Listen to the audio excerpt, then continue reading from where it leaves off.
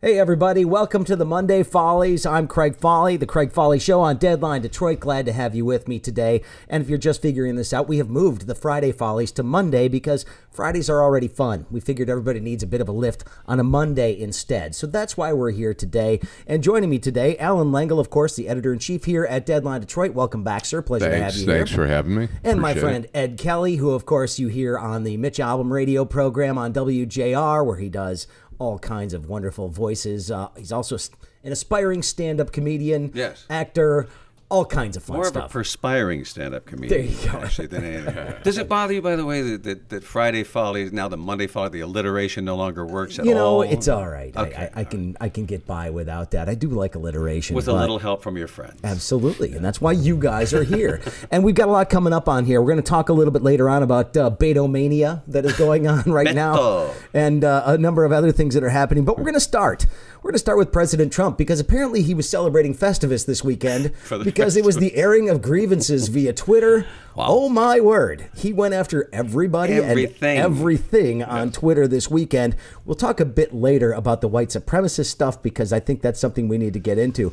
But let's see. What did he do first? Well, he went after John McCain. So there's the dead guy who can't defend himself that he goes after on Twitter. Mary Barra from GM. Yes. And then, of course, the union head at the Lordstown, Ohio plant, blaming both of them for this plant not opening. Calling him a Democrat. Well, yeah, I'm sure that's exactly dirty what he word wanted, in the White House. Jobs to go away from Lordstown. Right. And then he went after everybody. Everybody on Twitter. Saturday Night Live over a rerun that they aired this week, which was the dumbest thing I've ever seen. He doesn't like any of those shows at all. I wonder why. He must like them enough to watch them. Well, he obviously is paying attention, but what the heck is going on? Why this need to lash out at anything and everybody all the time? Alec Baldwin, terrible impersonation, terrible, awful, not even close. Not even close. Yeah. And, I'm sorry, like it's I said, hilarious. It was a rerun. Yeah. That was the thing that made it great. This presidency is about Donald Trump. It's not about the people. And when you look at the distractions that this presidency has had, and he's only added to it, it's shameful. So sad. So sad. So sad. So sad. Bigly sad. I mean, this man couldn't carry John McCain's water.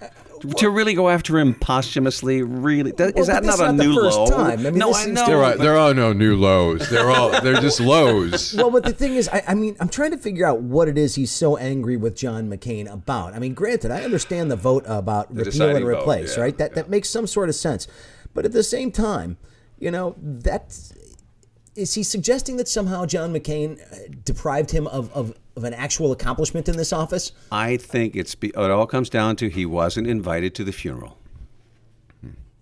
Oh, I think they already had a hate thing going. Yeah, I mean, when he was alive. Before that. I mean, look, from the time that he said that he didn't see John McCain as a hero because heroes don't get caught. Yeah, that was game on. I had bone spurs. He didn't. Okay, that does not make him a hero. Well, and as he said, I'm not stupid. I'm not going to Vietnam. So maybe he did think that John McCain, who went to Vietnam, was somehow less than him. Anybody think that Donald Trump would be the guy that actually, bought his way into college like some of these other people?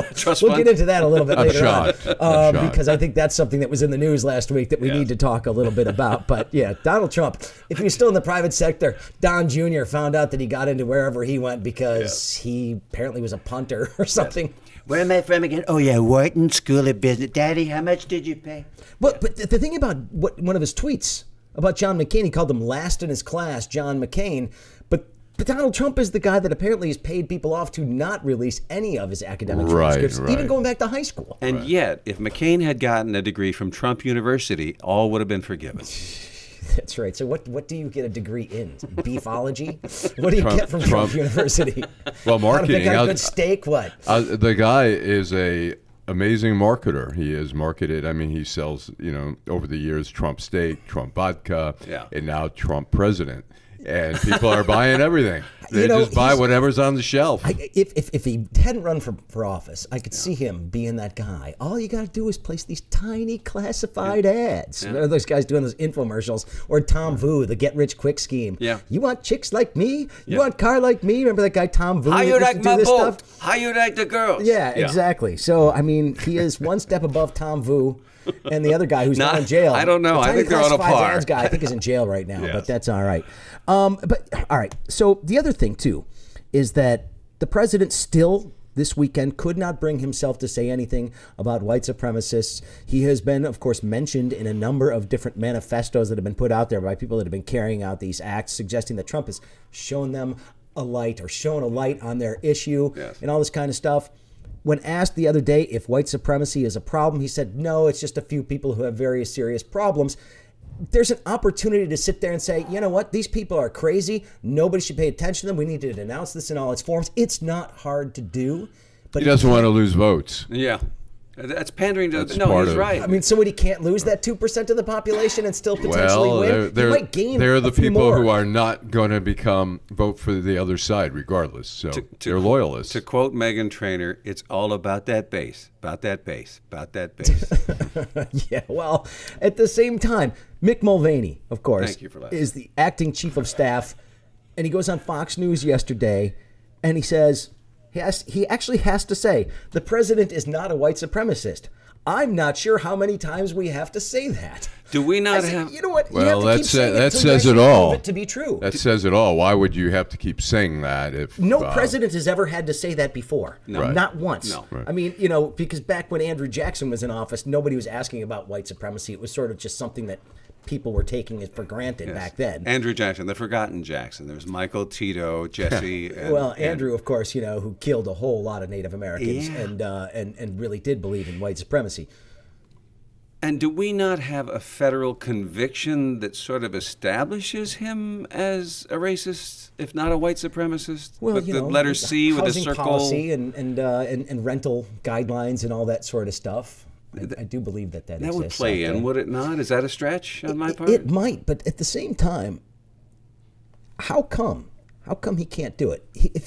Well, I think he's sort of given the signal that it's no longer, you no longer have to be ashamed if you're a bigot, if you're. I mean, the thing about like the shooting at the mosque, nobody can say, "Oh, Donald Trump," even though the guy, mentions him in the manifesto. But he insults him in the manifesto too. That's the funny part. Yeah. But the thing is, brickbat and bouquet. At minimum, we can say the guy. I mean, the guy has this amazing platform to be able to spread goodness in the world, and as far as that's concerned, he has done zero to spread any kind of love or unity in the world. But at the same time, he also knows that Australia went with the guns are gone. Yeah. New Zealand, being a close neighbor, may pick up the same policy following this event, being that the huge contributions that show up from the NRA for the Republican Party, is he worried about funding? Well, look, the guy is not an ideologue by any means.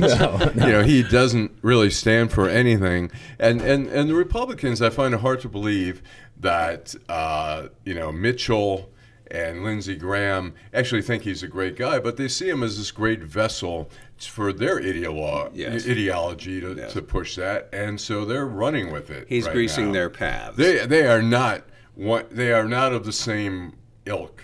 Yeah. Now, the interesting thing about this, too, talk about tone deafness.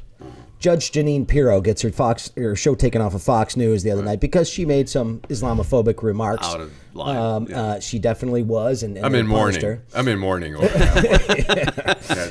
But Donald Trump, then, the same day of the shooting, is tweeting about how we need to make sure that she's brought back on the air, and that Tucker Carlson, for all his, Islamophobic and basically homophobic and anti-immigration statements, xenophobic, that we need to protect these people. So all the people who are spouting the language of hate, frankly, and intolerance, he's supporting them. Let's not forget Rush. Well, but Rush Limbaugh at least is smart enough to keep his mouth shut about saying white supremacists are good people. On occasion. Yeah. On occasion. Well, that says the guy who works on WJR. I'm just yes. Which carries that show.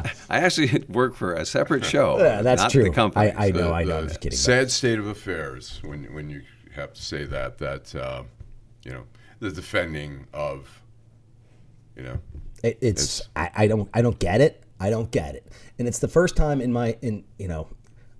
I never thought I would have to see a president's chief of staff say that. How many times do we have to keep saying that? I think until he proves that it's not true. Repeatedly. Until he shows us that it's not true by actually roundly condemning evil people who do evil things. Right. And it's that simple. I'm sure there are good people on both sides, Greg. Yeah, there aren't. Yeah, it's hard There when aren't. you. I've been saying this for years. I mean, like down in Virginia, when you see all these guys with tiki torches, whatever they are, tikis, and they're chanting the what is it? You the will Jews, not replace us. The Jews will not replace us. It's like, I'm sorry, you've lost any standing to be defended at that point by the President of the United States. You just have to back away. Yeah. Well, I grew up believing that Nazis were bad. That's just what I was taught. Call me old-fashioned. Call me old-fashioned. Call me old-fashioned, but I hate Nazis. My mother, being the Glasgow Scot and having been in the Royal Air Force, had a great saying, "They damn Germans, if you give them a chance, they'd do it again." She said it every chance she got. Well, all right. So I did mention, of course, we should probably move on here from Donald Trump because we could spend hours on this guy. Endlessly. And that's probably not a good idea. But let's go to the college admissions scandal, which we dealt with last week. And I thought this was really interesting. I mean, one, that anybody was shocked that rich people are finding ways to get their children in the quote-unquote side door of these universities. Yes. But this was very, very blatant and unusual. But my favorite part about this is that one of the people, we knew about the actresses, obviously, and the famous people that were trying to get their kids in. But my favorite is this guy who is the ethical investing guy. Oh, that guy. The ethical investing guy who was working to get his kid into college. Wasn't one payment like $300,000? $300,000 to buy his kid's way into USC. His name is Bill McGlashan. Yes. And he was in charge of the Rise Fund, and he's on the founders board along with Bono, amongst some other people. It's an investment firm that purports to have a, quote, deep personal and professional commitment to driving social and environmental change. It's ethical investing for those who actually worry about that kind of stuff. Well, ethics, clearly not his strong suit. Wow. No. Well, hypocrisy counts for something. Well, that's right. Hypocritical investing. Yes. At least, maybe that's what that is. I find it interesting that the whole thing is almost really not about the kids, but it's about the status, the prestige of parents being able to brag and say, my kid's going to Yale, my kid's going to Princeton. It's not about the kids. It's about their egos. And that's really kind of the sad part because, I mean, look at the shame, hopefully, that they brought to their children, for their children to be ashamed of their parents and to be ashamed of the situation. He claims he tried to keep his son from knowing about this, but at the same time, he was sitting there telling this guy, this guy who was in charge of this thing, that, hey, well, I'll find a picture of him doing something kind of athletic so you can Photoshop him onto a kicker. Right. And we'll make him a kicker, place kicker / punter. I'll just say he went to this place kicking camp because your high school team doesn't even have a football team. So they had but every high school needs a punter, though. Well, regardless. Well, one was a swimmer, though. Right. Well, there was water polo. Who couldn't actually swim. Well, they had to find a photo. Yes. The Photoshop thing was great. They had a picture of him standing up in the shallow end. They're like, no, he's too high out of the water. You have to find a way to make it look like he's deeper in the water. Craig, just get Mark Spitz and put his head on Mark Spitz. This is why we have to beware of fake news. It could all be Photoshopped. Well, I suppose that's probably true, Mr. President. But in this case, no. But the fact that these schools don't check on whether or not these kids ever intend to play sports. And I can understand Lori Loughlin or Loughlin, whichever you prefer, paying $300,000 to get your child into an Ivy League school. USC, really? Well, I heard it's hard to get in USC. I don't know. I never wanted to go there. Who wants to be called the Trojans? Come on.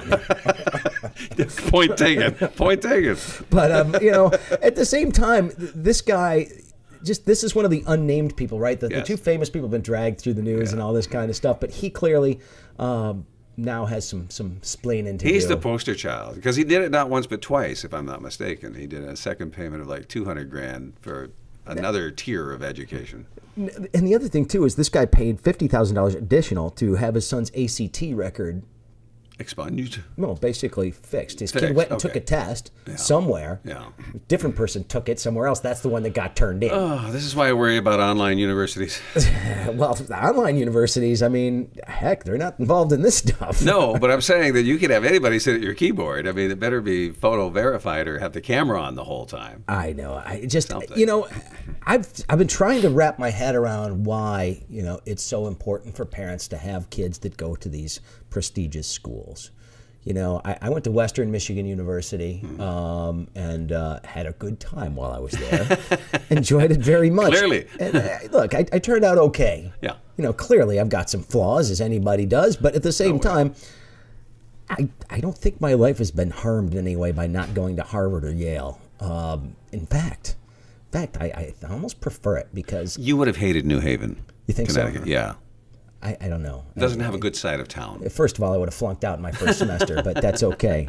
I would not have been the right kind of material for that, and nobody to pay my way and make sure that my grades were where they needed to be. To keep me he's over at Toad's place. I'm sorry. Well, I used to have a line when I went to Michigan State, and my roommates would say, "Hey, you going to the library tonight?" And I'd say, "No, I've got to study." I like that. I may steal that. Yeah, sure. That's actually pretty good. Yeah. I kind of like the Michigan State way of thinking there. Right. I'll tell you what. You know, when I was at Western, I used to visit friends at Michigan State and at the University of Michigan and Grand Valley and places like that, wherever they happened to be nearby. Sure. I always had a lot more fun at Michigan State than I did in Ann Arbor. Yes. A lot more fun. And that was not a bad thing necessarily. Party school. All right, shall we move on away from college for just a second? But remember, parents, college is only 4 years of their life, hopefully. Yeah. 4 years of their life. They're going to spend a lot more of their time doing something else. There you go. Yeah. And 10 years of debt. I tried doing 6, but my parents caught on. I had to do a lot of credits my fifth year because they were like, no, your sister did 4 years. Why are you needing 6? Because you were having a little bit more fun. Yes. You were developing your social status. Right. You see that? Social skills are important. I was going to say social intelligence, it makes you socially mobile in the work world. Especially if you're going into journalism. You know, you got to be able to talk to people. It kind of matters. So that's what I always said. My social skills were highly developed. All right. So shall we move on to Beto? He's in town today, as a matter of fact. Yes, today. He was at a coffee shop, I think, in I Ferndale. watched a little bit on Facebook this morning. How exciting was it? Was there the screaming throngs? Was it Beto mania? Well, you know, he looks like a candidate. I mean, he looks legitimate. Yeah, I mean, Kennedy he looks legitimate. He looks like he's there for. You know, the thing I don't like is that he's a little bit too full of himself. That he's the answer. I was born to do this. I was born to do this. This is everyone's relying on me to save the world. I see what you did there. But he's got some charisma and he speaks well, and I guess we'll see where it goes. It's a wide open field right now. He's another cult of personality. I thought it a little unfair the way they cornered him about a running mate, though.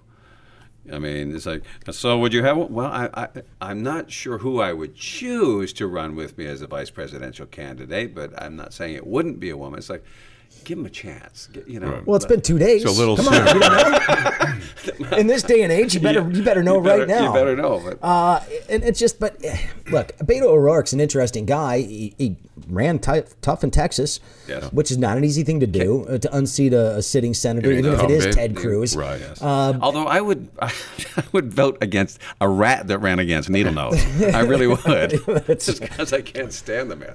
But Beto ORourke, I mean, he's getting a lot of attention. He's raised a lot of money in the first couple of days already. But there are 20 candidates probably that are going to be in this race when it's all said and done. You could feel the ball club. Right. Joe Biden basically announced this weekend, by a slip of the tongue, whatever you want to call it, that he's pretty much in. Right. Bernie Sanders, Joe Biden, Beto ORourke, Kirsten Gillibrand is in, and Kamala Harris, and so many others. I personally am liking Mayor Pete Buttigieg. I like that kid. I love the name. People have talked about already about a ticket, Biden O'Rourke, Beto ORourke, and that would be an interesting balance. I mean, you look at Biden and you think, is he, not a young man. I mean, is that what the Democrats want to do? Is reach back and say the good old days of Obama, or do they want to move forward? And that's a question. Whether people are going to want to put up with that. I mean, it's interesting. Hillary Clinton has I think we're not hearing any mutterings, although there seem to be some mutterings that maybe she would be, had been considering it, but there's no way. Well, didn't she say she was out the other day? Did she say that? Yeah, I believe so. Okay. She's out? Yeah, she's not going to run. She's not going to run. I don't think she'd have any chance. I think people were so disheartened with. Well, I mean, obviously, election. they're going to cull the herd at some point, and we'll see what happens. Those first debates, I think, are coming up in June. And there are financial parameters as well. Absolutely. Yeah, I mean, you've got to see if you can raise some money. You got to have so much in the kitty before you're even considered. So it'll get weeded out. There'll be some hangers on, though. There'll be some hangers on, but I have a feeling that. Beto O'Rourke's already had to walk back 2 statements that he made in the past couple of days. Exactly. I mean, so everything these people say is going to be criticized and scrutinized. Right. And how active is this left wing of the party going to be at filtering these candidates out? Right. So Joe Biden trying to claim that he's the most progressive of all the candidates that might be running might be running this time around. Well, he did bang his head this weekend and cut it in the shower. So there you go. And the question is, can Trump win without Russia? They've already been working on it. Might not even be in the race. You never know. I mean, that's a possibility. We'll see. I mean, it's the problem is I was thinking about it this morning is that either one, if Hillary had been elected or Trump, who was elected, it was going to be just a circus of distractions of Senate, congressional investigations into both of them. Whoever became president happened to be Trump. And so we're probably going to go through the rest of the term if he lasts that long, with investigations. We would have been the same thing if Hillary had been elected. We would have been in the thick of one investigation after another. Yeah. Absolutely. And the American people are the losers here. How much is really getting done in Washington, amid all this? Gridlock. Yeah, it's just... And the divisiveness has never been greater, really, than now. I mean, you would hope at some point that Trump would be a unifier for both parties where both sides would finally say, okay. But, I mean, a unifier that in an unintentional way. Okay. That people would finally say, okay, this is too crazy. All right, let's pick some moderate on one side or the other. I'm not holding my breath. Yeah, I'm going to say not in his skill sets. No, I'm not. Don't mistake me. I mean, he's not the one who would intentionally do that. Right. I mean, just the fact of his presence, of his divisiveness, it's really just. I mean, we've had some bad presidents. We've had many bad presidents, but we've never had a president who doesn't really act like a president, or at least not in our modern, No, times. He's unlike anything we've ever seen. I would agree with that. History. I would agree with that. Yeah. Hey, let's go local here for just a second. I thought this was good, and you guys wrote about this. We wrote about this on Deadline Detroit last week. A woman who gave the cops the middle finger. Yeah, the digital salute. She gets out of it. The cops were not justified to pull her over just for giving the cop the finger, which I don't recommend that. No, I don't recommend doing that to the police officer, but I think the courts were right in this one. That is freedom of expression. And you know what? Sometimes the police, they're not always the friendliest people when you deal with them. Right. They can be a little serious at times. And that job is taxing, and in their defense. I'm not suggesting it is, but at the same time, look. God bless her that she got away with it, but I know when I get pulled over, I'm not going to do it. Hands on the wheel. 10 and 2. Yes, sir. No back talk. I know if they're being total jerks, I might, I would maybe consider following up at City Hall afterwards, after the situation. But during the thing, I mean, when I get pulled over, it's very, the idea of me giving the cop the finger is insane. After he let her off with a warning. Well, no, he gave her a lesser charge. He gave her a non-moving violation, which Ferndale does that a lot. No points. It's a $150 ticket in Ferndale for non-moving violation, maybe $175. Impeding. They give you an impeding traffic instead of speeding. So I would have done the exact same thing that she did after he was around the corner. Yeah, that's right. That's right, later on. Right, or mutter under your breath at that point. If the windows were up. If the windows were all up. Oh, boy. But I'm brave like that. I'm an iconoclast. Well, let's talk about driving some more. I thought this story was interesting. There's a man in Pennsylvania, he's like in an Uber or some sort of ride service. He gets arrested for assault This is March when this happened. Yeah. The driver of his car wouldn't stop singing Christmas carols in the car. And the guy starts strangling the driver because he won't stop singing Christmas songs. There's a certain radio station I'd like to strangle the music director, frankly, for their Christmas music, which starts in, I don't know, November August. 1st. Well, November 1st. the coffee shop on Sirius Radio, I think they started just... It must have been weeks and weeks before Christmas was like. All of a sudden, Michael Bublé is on the playlist. Yeah. That's exactly right. But is that justifiable assault? Figgy pudding. Is there a judge out there that would sit there and go, "You got a point there, man"? Yeah. You know, obviously, the reaction was not correct. No. Strangling a guy who's driving the car you're in is a really bad idea. One, Right. I've seen movies where that kind of thing happens and somebody has to take over the wheel. But those are comedies. Right. Or non-realistic action films. Okay. Maybe we could have a book, 10 things not to do while you're riding in someone else's car, or riding in the car. 1, not giving the cop a finger. 2, not choking your Uber driver. Yeah.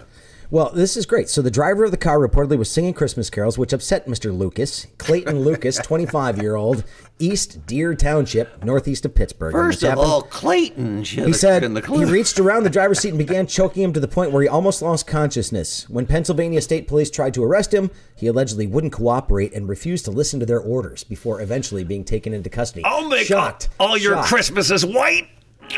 And so I don't. There's no mention as to whether or not this guy was in the car because he was getting a ride after drinking or anything like that. It doesn't say. But yeah, this was. It is a little odd that this guy was still singing Christmas carols on March 4th. Yeah, but you don't have to be sane to drive for any of these companies. There is no sanity test or Rorschach test. Sanity clause. There is sanity. See, he's on the board. Alan Lengel for a point. That's good. Actually, you know, that point's taken away for bad puns. That's pretty bad. I liked it. All right, talk about this. I thought this was interesting. This lady in New York went to go visit her parents' grave. Yeah. Several months after they had been buried. Yes. And this is like something out of the Haunted Mansion. She's sitting there kneeling on the grave to like fix a wreath that was there. Yeah. And all of a sudden her body starts sinking into the ground where the bodies are buried. Yeah. And like knee deep or hip deep. Yeah. Just where she had to literally grab the headstone to keep herself from sinking into the ground, which is like stuff nightmares are made out of. This is like out of a horror movie. I'm thinking acid flashback, something. You know, in my head, that's where I would be going. Not that I ever, partook. That would be wrong. Yes, that would be very wrong. But so basically she did. She had to grab onto the headstone to keep herself from sinking down. Apparently they had dug another grave next to where her parents were, and they hadn't filled it in. There was a cavity in there, and so everything sort of, when she put the weight on it, it all collapsed in, and she sank down into a sinkhole that was created. This reminds me of when I was... She, of course, is suing for lots of money. And may get, not what she's asking for. She's asked for $5 or something like that? Yeah. And so she may get $1 million out of it just for trauma and therapy, et cetera, et cetera. But this whole thing reminds... Free burial. Yeah. That's right. We'll toss in a plot for you. A plot. You see what he did there? Oh, man. I'm almost going to bow out here. But no, the whole scenario reminded me of the day that ratings came in when I was in terrestrial radio. You know, you had to go into the GM's office. That sinking feeling.